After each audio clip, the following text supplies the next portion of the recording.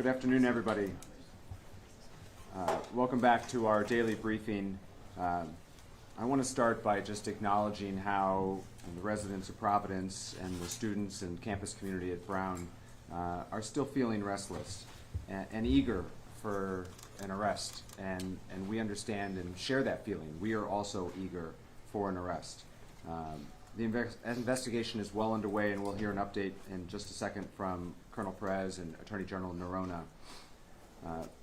But I want to reemphasize that in the Providence community and with the governor's help, really in the broader Providence community, we have tightened security and we have neighbors looking out for one another, and we will get through this. I know our city, and we are a resilient community, and we are a city that will support one another as we move forward in this scary time. Just because you're feeling unsafe doesn't mean that that's invalid. We know that that's real, but we are doing everything we can to both advance this investigation, but also to provide the support necessary as we move forward and take the first steps together that we need to as a city to start to recognize that kids need to go to school and people need to go to work, and we appreciate the courage and sometimes even tentative steps forward that we're taking as we start to move forward as a community. At this time, I'd like to introduce Colonel Oscar Perez, who will give an update on the investigation. Thank you. Thank you, Mayor. Good afternoon. We can please show the photo that we released earlier today.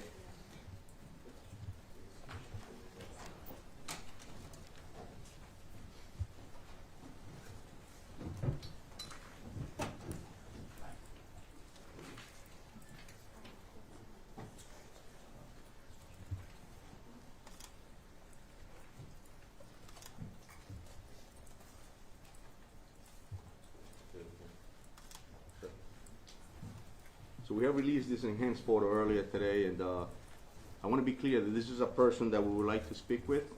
We truly believe, based on the video footage that we have been watching for throughout a few days, that it may have relevant information to the investigation. So we're asking the public that you can help us identify who this individual is, as well as the individual themselves sees their picture, to please contact the police department. As far as one thing that I want to mention, I want to urge you, the public, not to rely on or circulate AI generated images that are currently being shared on social media, as they're not verified or credible. As well, the updates and information that you're getting will be provided exclusively through this department's official channels. I want to make sure that we make that happen, and please notify the public to make sure that that occurs. I would also like to clarify and show a map. Please complete the map.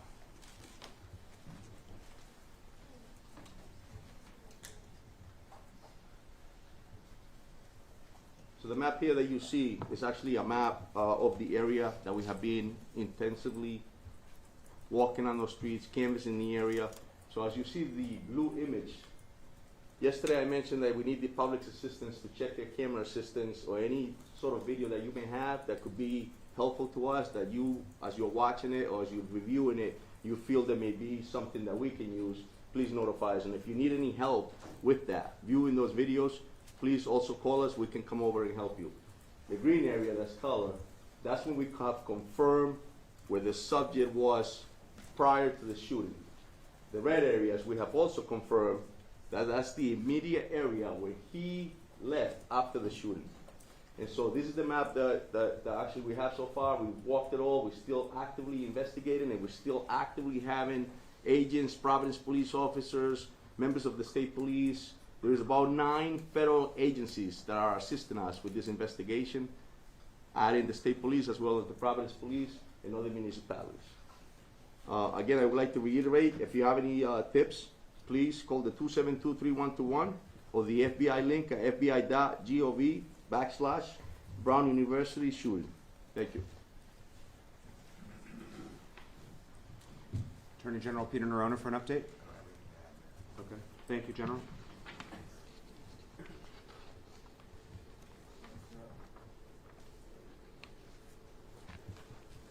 One additional update from me, and then we'll be happy to take your questions. First, I want to just take a moment to recognize and honor the memory of Ella Cook and Muhammad Aziz Umarzakov, who are the two deceased victims from this tragedy, and update you on the status of the survivors. Yesterday we mentioned that one individual had been discharged. I'm happy to report that another individual has been discharged today. That leaves one survivor in critical but stable condition and 5 in stable conditions. The parents that I spoke with today all reported that their kids were improving. So this is a happy announcement, but I know the entire Providence community, the entire state of Rhode Island, the governor and I were together at a memorial service last night, mourn the loss and offer our most sincere condolences to the Cook and Umarzakov families. Following up on a note that the Colonel made with respect to AI-generated images and other misinformation, we have created an online folder with all of the video and images that have been released. And we encourage both members of the press, but also members of the community. We know lots of people are sharing information, and we appreciate that. We think that will help with this investigation. But we encourage them to download and share the videos and photos from the website that has been created so that you can ensure that you're sharing an accurate and verified photo and video. That website is now live. It is providenceri.gov/tips, T-I-P-S. providenceri.gov/tips is an online file folder that has the videos and photos that have been released to date, and it will be updated as we progress. There's been lots of conversation up here about the heroic work of the hundreds of law enforcement professionals who remain hard at work 24 hours a day and who are in fact making progress. I want to close with one additional thank you tonight. All of those tip line calls are coming into the city's telecommunications department, the same folks who answer the 911 calls, and they too have been working tirelessly, and I want to thank the men and women at dispatch and at telecommunications for their diligence. Everyone in the city of Providence truly has a role to play in this investigation, and we're grateful for their assistance. We'll take your questions. John. Colonel, I have a question for Colonel Burns regarding that. As he's walking around, I want to establish actually, what's the earliest that this person of interest emerges?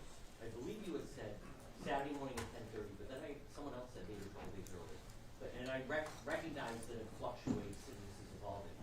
But as of right now, what's the earliest that this individual, to your knowledge, shows up on camera? About 10:30 a.m. on the date of this tragic incident. However, so like anything else, I also mentioned yesterday that they do case the areas. They do a lot of prior checking for their crime, and so we truly believe that it could be that possibly it was there prior as well. And so we want to make sure that we don't miss anything. And so that's why we're asking the public to help us to ensure within that map area that I mentioned with the borders between Wicked, Brook, all those areas, Gano, that if you have a camera system to reach out to us. I was in along I Street, Gano today. Tremendous number of federal officials literally going door to door. Would you say, just how would you describe, I mean, it just seems that this is probably right now the most massive, intensive manhunt going on in the world.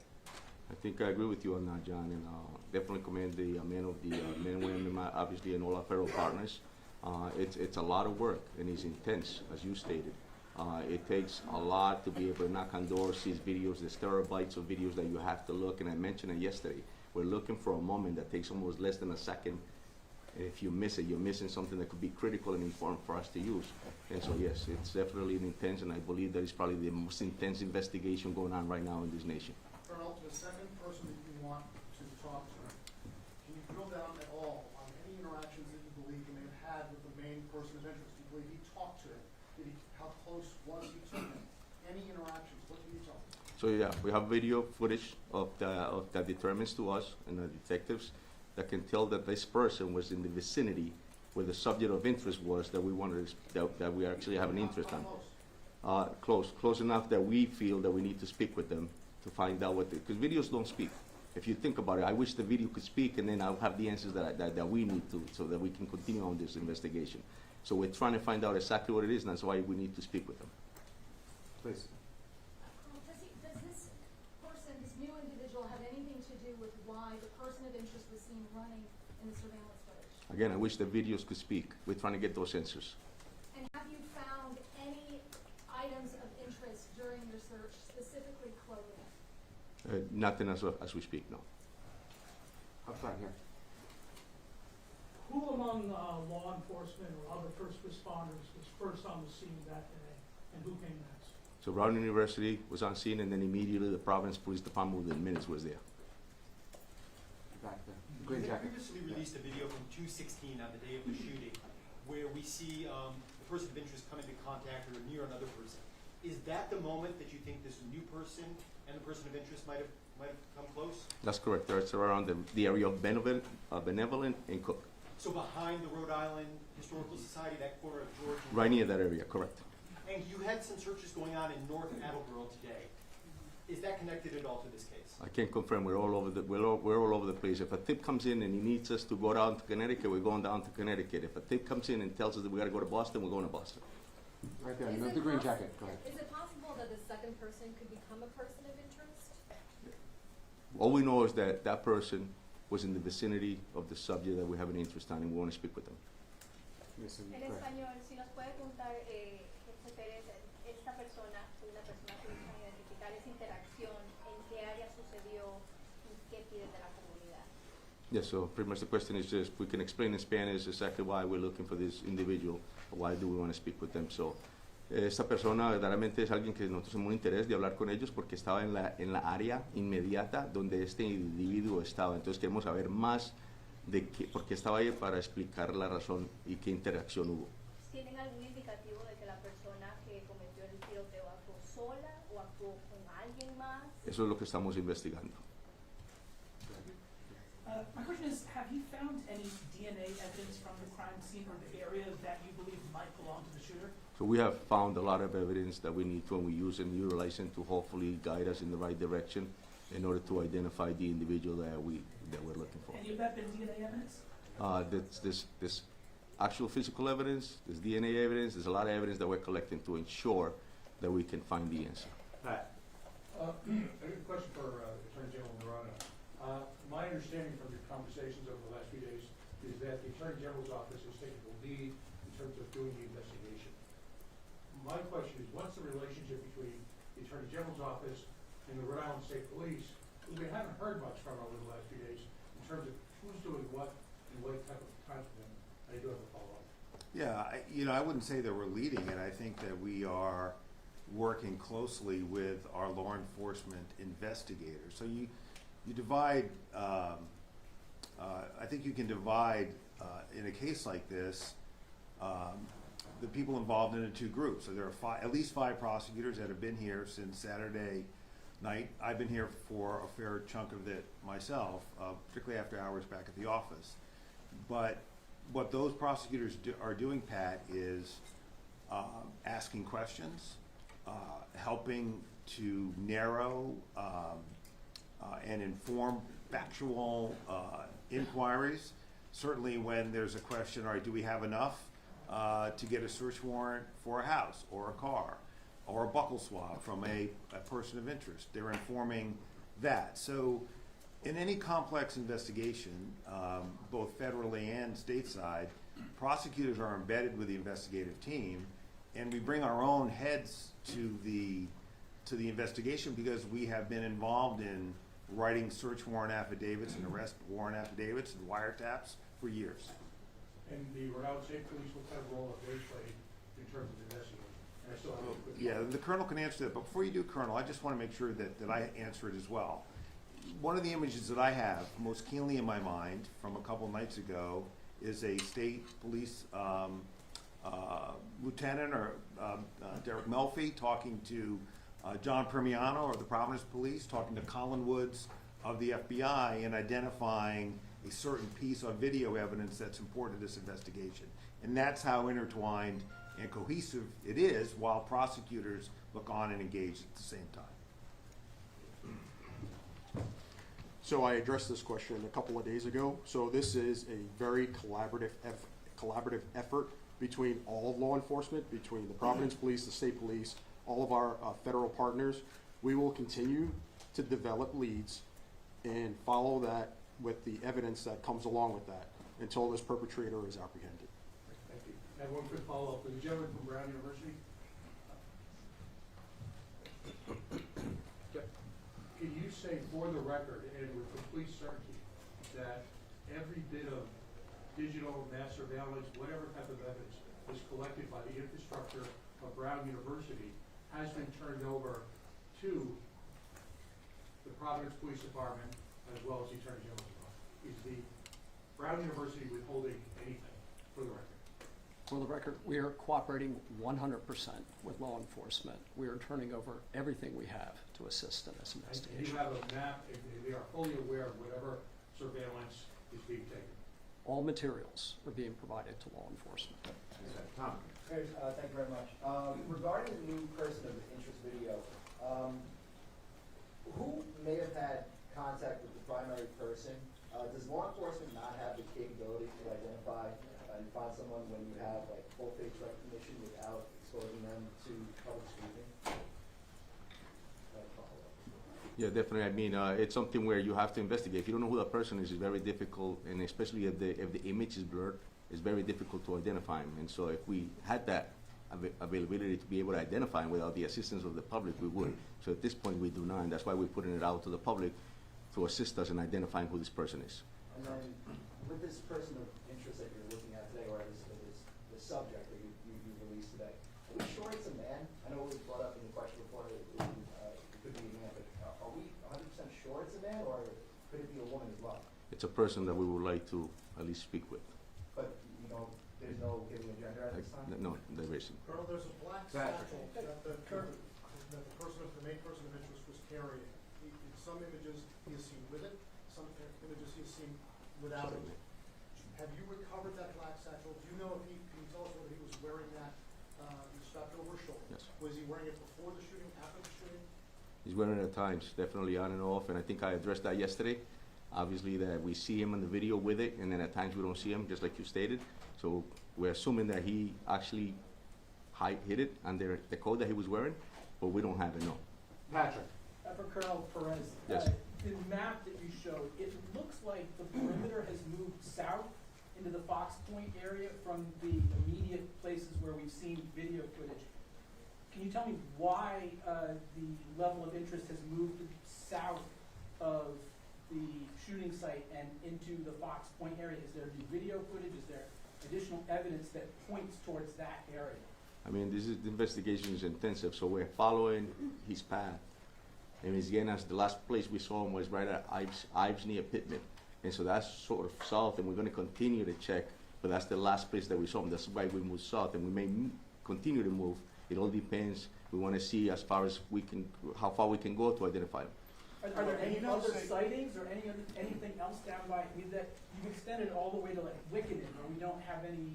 Correct. confirmed We're at sightings? Ives and Pittman right now, but potentially could lead us further down. Further down to Butler, it could lead us further down south. So we just want to make sure we cover enough. Steve? Colonel, can you now explain to us, 5 days later, how many students were in that classroom? Sadly, 2 lost their lives, 9 others injured. We're encouraged about the update today. But can you now say how many kids were in that classroom? And did the gunman come in from the back so these people never knew it was coming? Or did he come in front with full view of everybody? And that's all part of the interviews, and actually we're cooperating with Brown to get the roster. That was a study hall, so we don't have the number. We're still getting information as far as who was there. I know Brown sent out an email to the students to notify us if they were present, and we're still getting that, so I can't give you an exact account now. Okay, and then just to follow up, you did say that you lost sight of the gunman at some specific road Correct. outside of your perimeter. What No, happened? it's within the perimeter, Steve, yeah. Right, and then what happened to him after that? There's no, you have no video of where he could have gone from there? We're still out there as we speak. There's people out, there's detectives out there, there's task force officers. We're trying to figure out what other locations we can find, but we haven't found anything else. So, but we're knocking on doors and making sure, and that's why I'm putting out the call to the public to assist us. If you happen to be within that box that borders exactly where we want you to look, then that's exactly why we're here. Second round. Yeah. Inside the classroom, you've done your interviews, you're continuing to do your interviews. The description that eyewitnesses are giving, does it match the primary person of interest?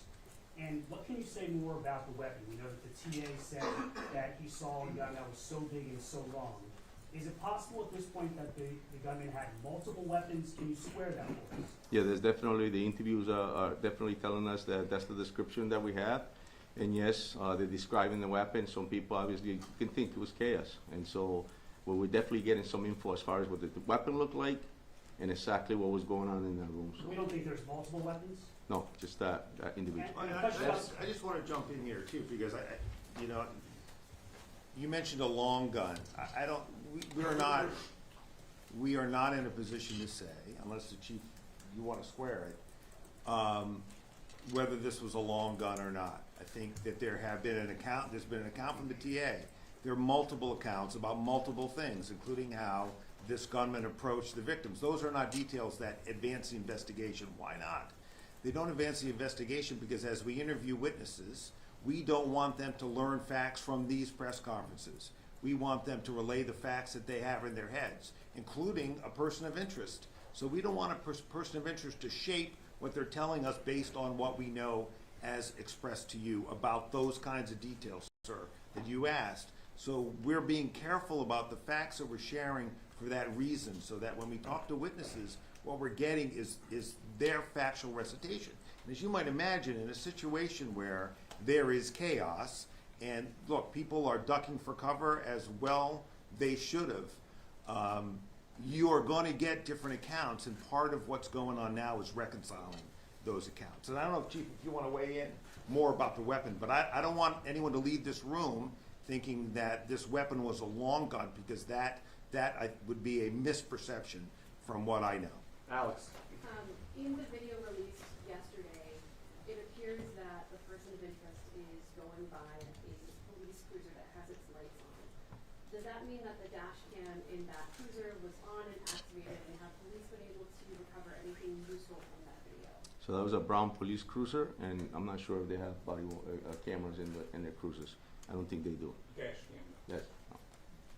Okay. I don't want to And answer then my the next chief. follow-up question would be, are you working with flock camera experts to try and recover anything from those cameras? So as you know, we have, we work with Flock, we have LPRs in the city, and we're utilizing every resource we can. Yes, Alex. Brian. Colonel, you mentioned there is other evidence, but at this point, how much of this investigation turns on the public identifying who's in those images? And are you discouraged or surprised that after a couple days of it being out there, you haven't gotten anything more concrete? No, I think this is, like I said earlier, it's a very intense investigation, and I think it's going to take public assistance. It's actually going to take, obviously, 21st century policing involved in technology, but it's also going to take good old-fashioned police work, which is knocking on doors, retrieving evidence, going through yards, talking to witnesses. It's going to take all that and more, Brian. Yeah, and no one's discouraged. I mean, I've been in that command post. No one's discouraged. I mean, leads are coming in and being run to ground, and no one's discouraged. Oh, sure. Yeah. Yeah, I mean, I've been in the command post, as the colonel has, and no one's discouraged. I mean, I get when I'm not there, I get hourly reports from my own team, and there's an enormous amount of energy for people who have been working as hard as they have been. I'm really quite impressed by that, frankly, and there's no discouragement among people who understand that not every case is a case that can be solved quickly. In my view, they get solved. It's just a matter of time. In this case, will get solved too. Would you have a message or an appeal to the shooter or anybody who may think they know who they are, who may be on the fence? Well, look, certainly it would behoove everyone, including the shooter, to provide information to law enforcement, and to the shooter to turn himself in. He will be caught, and it's just a matter of time before we catch him. And I believe that based on my experience, but also from watching the people in that command post and getting reports from where they're coming back out in the field. They know what they're doing, they're experienced, they're working hard. There's no lack of resources. Everyone's working really well together. And we're going to crack this case. And when we crack it, it's going to come open really quickly. Straight back, the best. Thank you. For you, Mayor, have you spoken with local business owners about how much this is impacting their bottom line, especially during the holiday season, and any concerns that they might have about the situation? Yeah, I have. It's hard work being a small business owner, and this time of year is critical to them. There's a commercial district just off campus called Thayer Street. Those businesses are particularly struggling as both students went home early and some people are avoiding the area. Similarly, there's a couple other commercial districts nearby the area, which is Wickenden Street, as has been discussed here tonight, and Wayland Square. The city's Department of Economic Development, in partnership with the Greater Providence Chamber of Commerce, is reaching out to those business owners to look at assistance programs or otherwise try to support them to ensure that their businesses can stay healthy and vibrant through this. Do you know when those might take effect? Those conversations started yesterday, and so we're working with the various merchants associations to try to determine what sort of assistance might be most helpful, and when it's ready to announce, we will. Thanks. Please. My question is for the Colonel. So looking at this new map, there's more video so far of him before than there is after the shooting. Do you think that the person of interest got to the vehicle somewhere within this area, and are you going to go through license plate readers? Absolutely, yeah, we're looking for that evidence, if there was any vehicles involved. And yes, you're right, he was there earlier, and so that's why we're looking at that as well, and definitely we're using, I mentioned that earlier, the LPRs, the flock, any cameras, that's why we're making a call out to the public to assist us with that. And so part of those resources that we're gonna need, as the general stated, to make that apprehension. Dan.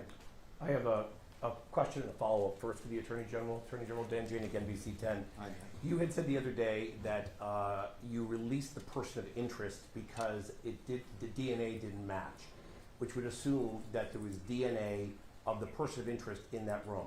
Can you tell us what it was, and if he hasn't committed a crime before, how it makes it a little bit more difficult to know? Yeah, so DNA, when it's entered into a nationwide system, can confirm the identity of a suspect or subject. And certainly the advantage here is that when we find a person of interest, and we can get a search warrant for what we call a buccal swab, we can compare that to a known quantum of evidence. That can rule people in, and obviously can rule people out. That's a powerful piece of evidence, but it's not the only evidence. And relatedly to the question about, do we need only the public? The public is going to really help us here by identifying this person, but at the same time, there are other leads coming in through other forms of electronic and other evidence that are taking multiple teams out in different directions. And we're able, through a variety of means, not just DNA evidence, to rule people in or rule people out. And it's a combination of really impressive work by vector experts in various forms of modern law enforcement techniques. Okay, I have a second question from Brown. So I asked this question out of deep respect, but I asked it for a lot of parents who are frustrated who've reached out to me, so please keep that in mind.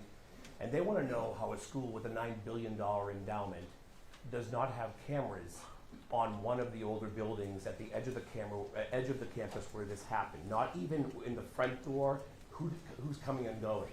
Now they asked this question knowing that the shooter may have done whatever he wanted, but the cameras A would have deterred, or B captured a better look at him, and we wouldn't be here today 5 days out. I want you to explain that, because there's a lot of parents who are wondering, where are you investing your money?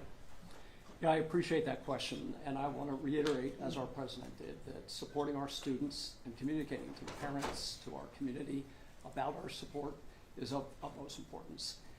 We have 1,200 cameras located throughout the campus.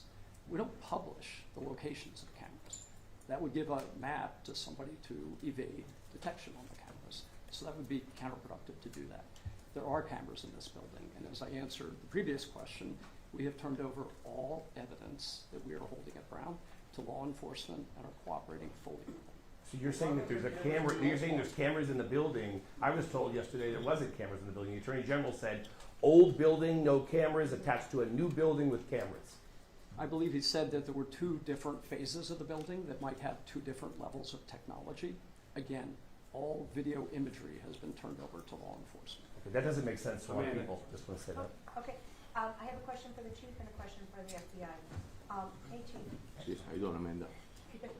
So, looking at this person of interest, and from witness descriptions, it appears that this person had a genuine familiarity with Brown, possibly with that building as well.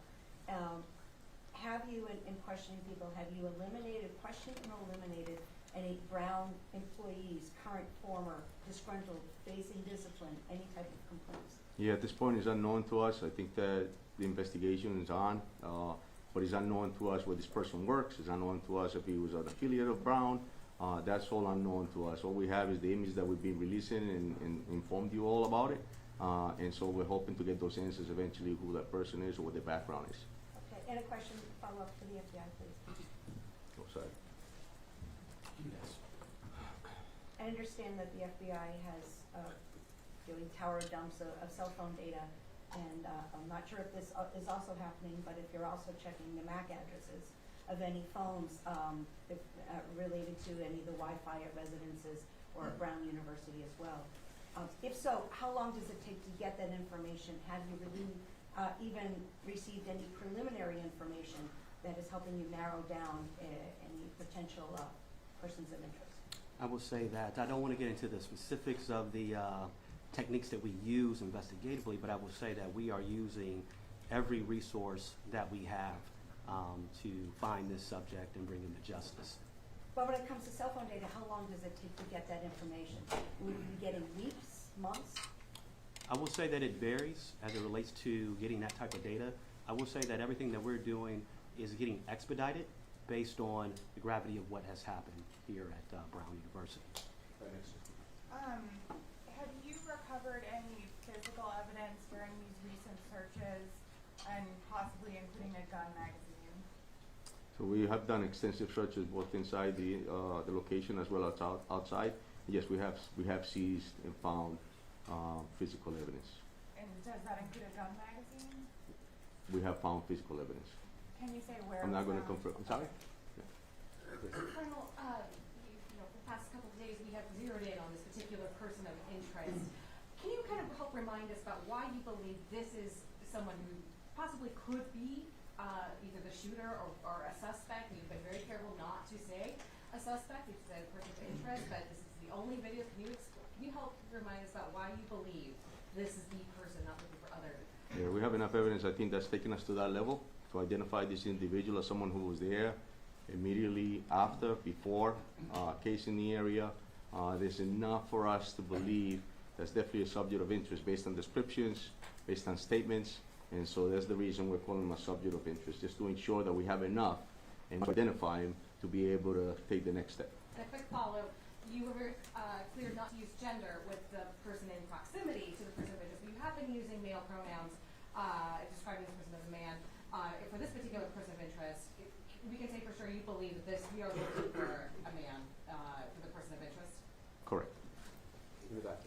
At this point, and this is for the FBI, at this point, this person could be anywhere, right? I-95 runs right through the state. So how are you coordinating with other states to determine whether this person of interest could be elsewhere? No, that's a great question.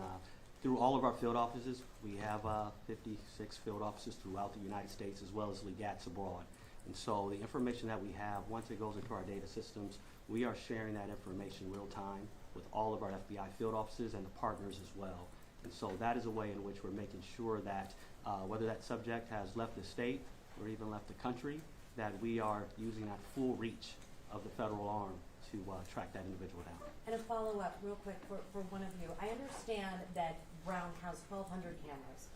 Why, and that those images have been handed over to the investigation, why have we not seen any of this footage? Wouldn't it help if the media or if the general public saw people walking through campus and just to get angles? Yeah, I mean, my answer to that is footage of students running from the scene doesn't help advance identifying this person or this investigation. Walking in? Him walking into a building? No, not him. I'm talking about video footage of students that were not harmed, other students hearing shots, running through a different part of the building. We have video footage of that. That doesn't help us identify this individual. With respect to Attorney General, I think we could all agree that maybe, you know, within the 24 hours ahead of that time, there is a lot of footage that could be gone through, or those 1,200 cameras that you say there are in the school. Why hasn't that just been released to the public? Well, let me the play public devil's can advocate. also Would you help like all of it? Why not? Well, because here's why. Because it doesn't tell us anything about who committed this crime yet. If we get a better image of who committed this crime, you'll have it. There is no effort to preclude the public, online investigators in the press, from getting to the result faster than we can. If you can identify this person faster than we can, have at it. But we are giving you the best evidence we can to identify this person. The FBI, with respect, cannot find a person we have not identified yet. The way we identify him is to focus on this person, exhaust our investigative resources to pull videotape so that we can get an image out there that the public may be able to identify. At the same time, exploiting other evidence to try to track this person in different ways, which has been going on for the last 72 hours. So, well, what does that look like? What that looks like is information comes in. It could come in from the tip line. The team runs it to ground. They rely on other evidence, the flock cameras that the colonel referenced, other electronic data that Amanda's referring to, and you can rule that person in or out. When that person's is ruled out, you move on to the next one. The way the public helps us now is to help us identify this person, okay? But that's not the exclusive way we're going at it. But it does not advance our investigation to have reams of data out there that don't help identify the shooter. And we're confident of that. My follow-up question just to that was as well is, you know, we speak a lot about the public helping as well, and you know that the FBI is involved.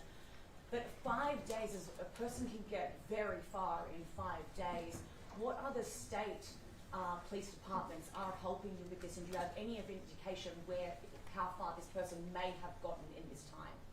Go ahead, Yeah, Carl. no, I got it. So pretty much it's a great point, and that's something that we're considering. Obviously, he could be anywhere. You're right. And I think the fact that we're all here in this room and we're providing the info and it's being spread out through this nation, I would hope, I'm speaking to different chiefs. I've had the privilege to know a lot of them. We're exchanging info as we speak. We don't know. But we still don't know what the person is or who he is, right? And so we're going to continue to view, review, and then send out. And I just want to touch on that question because you do make a good point. There's 1,200 cameras, right? How come we're not seeing it at all? But at the end of the day, we're looking at key evidence, key video evidence to send out. It makes no sense to re-victimize students who went through that. That's not my job, and my responsibility is to ensure that people are safe. It's no different than I'm asking the public to provide me with video footage for weeks. I don't want to know what's going on in their homes for weeks. I want to know if they can see a piece of evidence that is going to be helpful for us to progress in this investigation. What do you know about the level of public access to Garrison Hall? Is this a door that somebody from the public, the shooter, would have been able to walk in, or is this a place where you would need like swipe access to get in? Certainly. Thanks for that question. Brown is no different than most colleges and universities that during daytime hours, there's open access to academic spaces. So that was the case on the day of the event. So, question for Brown.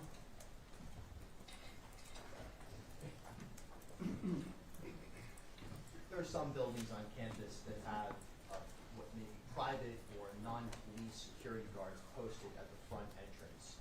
Was there a security guard ever posted at the engineering building entrance? If so, were they there that day, and what did they do? And if not, why not? So maybe I'll ask our chief of police to speak to that. On that day, we did not have and do not have a security asset posted inside the building. Is that atypical of a Saturday or in that particular building? How do you determine where security is posted, and is that under the purview of Brown Police? That is typical for that academic space. That there would not be a security personnel? Correct. One for the colonel, one for you, Mr. Mayor. As far as the investigation goes, any updates on a possible motive here? And for the mayor, while I have you, we're getting towards Christmas time. Obviously, this suspect can get lots of other places, not just on campus there. what is your message to people coming into this area, seeing family who are concerned that this guy's still out there? Yes, so the motive is unknown at this time. As we're, what are we, a week away from Christmas now? This only emphasizes the question that I think everyone's been asking, which is, are we safe in Providence right now? Which honestly is the hardest question that I keep getting asked. And whether it's the holidays or not, but with the holidays we expect even more people to want to come home and celebrate with family and share the traditions that, you know, are seared in all of our brains of holidays with our parents and loved ones. We can't lock down the city indefinitely. We can't. And I know this city. I know that they are tough. I know that they are resilient. I know that they have faced scary times before. And so we are doing everything possible to provide extra law enforcement, extra visibility, things to reassure confidence at a scary time. And it is a scary time here in the city. That's true at Christmas time. That was true when this started on Sunday morning, the first morning after. And so we are doing everything possible, but obviously families are going to have a conversation about what's right and what's best. But they should know that their city government is doing everything they know how. And thanks to the help of our friends, the governor and the Rhode Island State Police, our neighboring communities here in Rhode Island. For those of you who aren't from Rhode Island, this is a tight-knit place. And we have police officers from every corner of Rhode Island helping out in Providence right now. And so we are doing everything we can to reassure folks, to provide comfort, particularly as we expect will be even busier a week from now. And that is the best honest answer that I can give to that very difficult question. Please. This question is for the Colonel. I know you've been interviewing survivors, specifically survivors that were in that classroom where the shooting took place. Have any of those survivors described the person of interest as the shooter, and or have they given a physical description of the shooter that is similar to the person of interest that we've been shown? That's correct, yes, they have. Yes, they have. They have. Yes. Can you tell us how many actionable tips No. you've received at this point? Anthony. Happy to see Steve Plankin. Thanks very much, Mayor. And a two-part question, both for Colonel Perez and Mr. Dox, FBI. As you've expanded the area that you've appealed to people who may have cameras within about any block area, is it fair to say that the calls of people with cameras have tailed off, that you've gotten about all you can get? No, we're still getting info, we're still getting calls, and we're doing a lot of knocking on doors, and it's been extremely helpful. So no, we're not done. We're going to continue to expand, and we get calls, and sometimes just knocking on doors alone is providing us that evidence. And notwithstanding the fact the FBI issues a bulletin to all of its field offices and so forth, is it fair to say that until and unless you get a picture of this guy stepping into a car, you're not going to, basically starting from square one? You don't really have a sense of who he is, where he's going, and how he's getting there. I would say, as it relates to the FBI, as well as our partners here, any information that comes in, that has not tailed off at all. And I would say one thing that remains constant is we will always need the public's assistance in anything that we do. No matter what you guys may see on TV, we will always need the public's assistance. I say as it relates to that, any tip that comes in, the information that we get, we're able to aggregate that and push out, not only to make links with other FBI field offices, so in a way in which we can follow that lead all the way to ground. And so the information that is coming in, we are pushing that out throughout our field offices, throughout our partnerships into that community, and then we get it back as well. That's helping us to cross off leads in which are not valid, and then to push on leads that are valid as well. But without that, I don't know if it's a video or something that shows him stepping into a car and you get a plate or something along those lines, it makes your job that much more difficult. Yes, and I mean, I think we mentioned this job is painstakingly difficult, but we've signed up to do it. As the AG mentioned, we have not lost any vigor or investigative rigor as we've gone forth into this. I will say that evidence that you're talking about sounds more like a smoking gun. Oftentimes, within my experience in the FBI, and I'm sure our partners as well, we get seeds. We only get seeds. And then we, through that hard work, as the Colonel mentioned, we end up building that story. We put that puzzle together. That's what we do. That's what we signed up for, and we're committed to that, to this community, to help do that. In the back, yeah. Thank you. Colonel, I want to follow up on one of my colleagues over there. You mentioned old school police work, and my colleague mentioned crossing people off the list, like basically making sure it's not that person, it's not that person. In homicide investigations, isn't it usually someone close to the victim?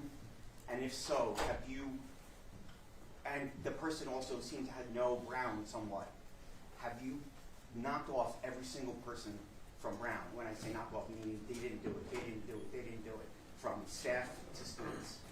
Yes, of course. I mean, investigations, and I don't think that in every homicide, everyone that commits the homicide is close to that person. That's not something that happens. But we have obviously eliminated those strong leads that come up as strong leads. As a tip comes up, we label it as a high priority, medium priority, low priority. And yes, once we vet it through and make sure that we cover everything and we prove that that person has nothing to do with it, absolutely, we clear it up. I just want to jump in here and clarify that. So clearly, one of the things the investigators do, or maybe not so clearly, is that when you have a victim, you build back all other relationships. You do that in any case. And so you build a profile of your victims so you know who may have threatened them, what they may have said that might have caused somebody to react a certain way. So yeah, that work is ongoing in conjunction with all the other work we're doing. But from where I sit today, there's been no development of any evidence that suggests that that's what drove this shooter. That could change, but there's nothing that we have recovered or analyzed to date that suggests that it was specific person motivated. Again, it could change, but we're 5 days out. That work is being done, and there is nothing that suggests that at this time. Last question. This is for law enforcement and potentially Brown, but 5 days have passed. How is it possible that we still don't have a clear idea of who was in the classroom during the shooting? 5 days have passed. It could be 6 days. We were hoping that only 1 day passed. Unfortunately, investigations of this nature of investigation, as intensive as it is going to take time. And it's going to take a lot of time to be able to interview, seize evidence, examine it, to come up with the right person. But as the general stated, a person's going to get caught. We're going to do our job, and we're not going to stop until we do. And so we're going to continue. It could be later, it could be tomorrow, but we're not stopping until we find them. But surely there's a log or something of people entering that classroom in particular now. No, I'd be happy to speak to that. So at this time of year, we have final exams taking place. We also have study sessions taking place. That particular classroom, it was a study session. Had it been a final exam, we'd have a roster, we'd have handed it over. We know exactly who was in the room because everybody shows up for a final. The first study session, it's elective. Ronaldo, It's finish elective. that. I have a question for you. It's elective to turn out for a study session. So we don't know exactly what fraction of the overall roster turned out for voluntary review session. So there's no physical log, just to clarify? Law enforcement is working to reconstruct that, but there would not be a formal law. The camera in that building, the Brown put off because the sanctuary city law that we have, you don't want to record illegal immigrants, and you don't want to provide the footage to the FBI or immigration authority. One camera in that building, it come out from your detectives, they're a friend of mine, they're angry at this investigation that these people in Brown University put the camera off, they can identify the person. You imagine how the family is going to go through? Tell the truth to the media here. You guys are putting cameras off. We heard from both the Brown Police Chief and the Provost at Brown, who have shared that they have been fully cooperative and been forthcoming with all data and evidence that they have. The City of Providence's experience is the same, which is that Brown has been entirely cooperative and collaborative and fully sharing with us. We will be back here tomorrow. Once again, if you are not on the press list and you would like to be updated, please see Camille. Otherwise, we will see you all tomorrow. Thank you. Yes, at 4.